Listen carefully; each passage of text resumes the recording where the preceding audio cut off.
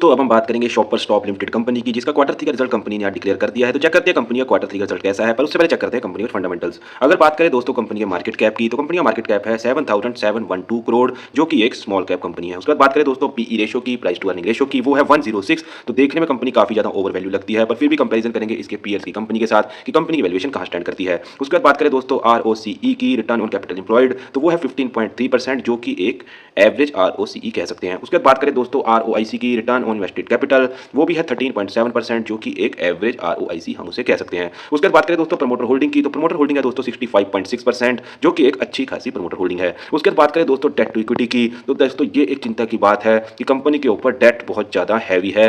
ये एक चिंता की बात कंपनी के लिए बड़ी है। ओवरऑल अगर बात करें कंपनी के फंडामेंटल्स की, तो दोस्तों कंपनी के फंडामेंटल्स एवरेज हैं या फिर बिलो एवरेज हम इसको कह सकते हैं। उसके बाद देखते हैं दोस्तों कंपनी की वैल्यूएशन अपने सेक्टर की अदर टॉप कंपनीज के साथ।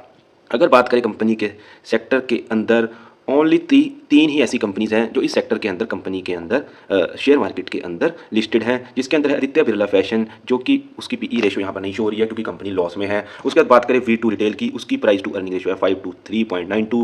वहीं शॉपर स्टॉप की अगर बात करें तो 106.41। तो आप अगर अपने सेक्टर के साथ कंपेरिजन करें तो कंपनी की वैल्यूएशन दोस्तों बहुत ही ज़्यादा यहाँ पर अच्छी है। उसके दोस्तों बात करें अगर बुक वैल्यू की, तो बुक वैल्यू दोस्तों पिछले साल के मुकाबले इस साल बढ़ी है, जो कि 6.93 करोड़ से बढ़कर 221.62 यहाँ पर हो गई है। तो ये कंपनी के लिए अच्छी बात है। तो ओवरऑल बात करें दोस्तों अभी तक तो फंडामेंटल्स कंपनी के एवरेज थे, बट डेट बहुत ज़्यादा होने की वजह से हम उसको बिलो एवरेज मान सकते हैं। उसके बाद बात करें दोस्तों कंपनी की वैल्यूएशन की, तो वैल्यूएशन दोस्तों सही है अपने सेक्टर की अदर कंपनीज के कंपेरिजन में। वहीं बुक वैल्यू भी दोस्तों बढ़ गया है। उसके बाद बात करें दोस्तों क्वार्टरली रिजल्ट की, तो देखते हैं कंपनी ने अपने क्वार्टरली रिजल्ट के नंबर्स कैसे शो किए हैं, जिसके लिए मेनली हमने वीडियो बनाया है। तो सबसे पहले बात करें दोस्तों सेल्स की, तो दोस्तों यहाँ पर सेल्स पिछले क्वार्टर के मुकाबले बढ़ गई है, जो कि सितंबर क्वार्टर में 1039 करोड़ थी, जो कि बढ़कर इस क्वार्टर में 1238 करोड़ की हो गई है। तो क्वार्टर ऑन क्वार्टर दोस्तों यहाँ सेल्स में ग्रोथ आई है। तो देख लेते हैं क्या दोस्तों सेल्स के साथ क्या प्रॉफिट में ग्रोथ आई है। तो हाँ दोस्तों यहाँ सेल्स के साथ साथ प्रॉफिट में बहुत ज़्यादा अच्छी ग्रोथ आई है, जो कि 3 करोड़ से बढ़कर 37 करोड़ की हो गई है। तो दोस्तों क्वार्टर ऑन क्वार्टर रिजल्ट तो बहुत बढ़िया है, क्योंकि कंपनी ने सेल्स में भी ग्रोथ दिखाई है और सेल्स में ग्रोथ एक अच्छे प्रॉफिट के साथ दिखाई है, क्योंकि प्रॉफिट दोस्तों बहुत ही बड़े लेवल पर यहाँ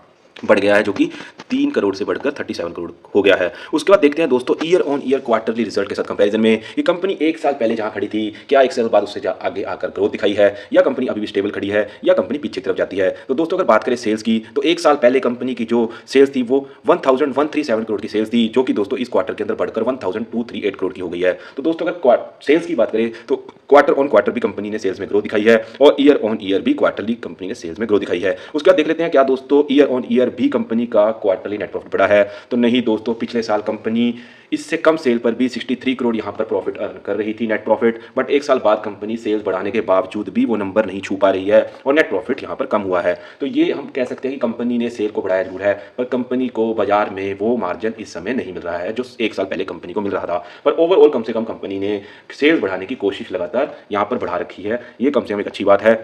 अगर बात करें कंपनी प्रॉफिट उस हिसाब से नहीं ले पा रही, तो ओवरऑल बात करें दोस्तों क्वार्टर 3 के नंबर्स के, तो सेल वाइज तो कंपनी ने एक अच्छा यहाँ पर हम कहें तो अच्छा कंपनी ने यहाँ पर जंप दिखाया है। पर प्रॉफिट में क्वार्टर ऑन क्वार्टर यहाँ कंपनी ने जंप जरूर दिखाया, per year on year company अभी पिछले साल के मुकाबले प्रॉफिट में पीछे खड़ी है। और कंपनी के ऊपर हैवी डेट तो कंपनी के ऊपर एक समस्या है ही, जिसकी वजह से उसके फंडामेंटल्स को हम वीक मानते हैं। तो ये था दोस्तों क्वार्टर 3 रिजल्ट का एनालिसिस की कंपनी का क्वार्टर 3 रिजल्ट एक एवरेज रिजल्ट हम कह सकते हैं, जो कि एक बिल्कुल बुरा भी रिजल्ट नहीं है और एक अच्छा भी रिजल्ट नहीं है। उसका देख लेते हैं दोस्तों कंपनी का कैश फ्लो कैसा है। अगर बात करें दोस्तों कंपनी का कैश फ्रॉम ऑपरेटिंग एक्टिविटी, तो कंपनी का कैश फ्लो दोस्तों पॉजिटिव बना हुआ है, ये कंपनी के लिए बहुत अच्छी बात है। उसके बाद दोस्तों देख लेते हैं कंपनी के शेयर होल्डिंग पैटर्न, तो कंपनी की जो प्रमोटर होल्डिंग है वो 65.55% है। और अच्छी बात यही कंपनी ने अपनी प्रमोटर होल्डिंग इस क्वार्टर में कम नहीं की है, हालांकि बढ़ाई भी नहीं है पर कम भी नहीं की है, ये एक अच्छी बात है। तो ओवरऑल अगर बात करें कंपनी के फंडामेंटल्स की, तो फंडामेंटल कंपनी के एवरेज हैं, पर डेट टू इक्विटी बहुत हैवी होने की वजह से हम इसको बिलो एवरेज कह सकते हैं। उसके बाद करें दोस्तों वैल्यूएशन की, तो कंपनी अपने सेक्टर के अंदर अदर कंपनीज के मुकाबले एक अच्छी वैल्यूएशन पर ट्रेड हो रही है। अगर बात करें दोस्तों बुक वैल्यू की, तो बुक वैल्यू भी दोस्तों पिछले साल के मुकाबले इस साल बढ़ गई है।